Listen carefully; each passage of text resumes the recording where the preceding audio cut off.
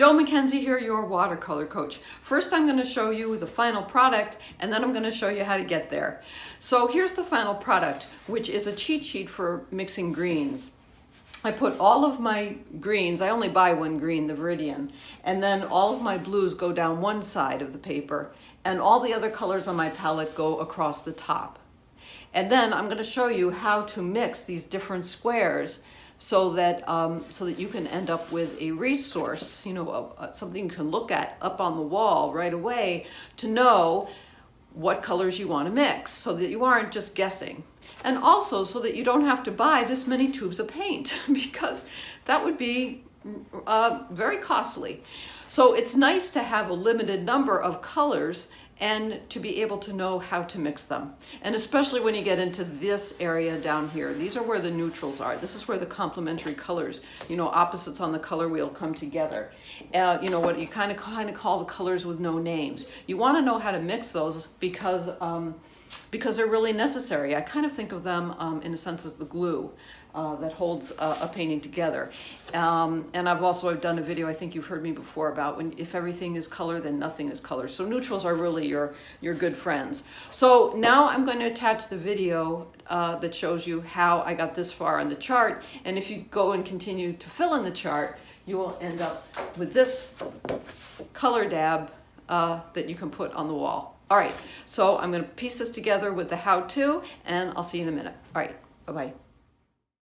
All right, so we begin with a piece of paper that you would normally use and paints that you normally use.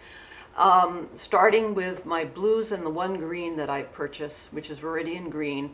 The blue at the top is ultramarine blue, followed by cobalt blue. The next is cerulean blue. This is, I don't know what's coming up. Let's see. Oh, this is Prussian blue. After that is going to be my Viridian Green, and then the last one will be indigo. So those are what I consider my either blues or greens that I purchase in tubes. So everything on the outside column is going to be tubes that I actually purchase. Everything else that on the inside are going to be things that I mix. All right, now going across, I start with Naples Yellow, followed by a Cadmium Lemon Light. The next will be Cadmium Yellow, probably medium. And again, these are tube colors. These are right from the tube with a little bit of water added to them. A Cadmium Orange, followed by a Cadmium Red, and finally an Alizarin Crimson. All right, so those are the tubes that I buy. I have other colors on my palette, but these are the main colors. Now what I do is I start to, and remember to clean your brush really, really well between each time that you go into a different color so that you aren't tipping color in an unfortunate way.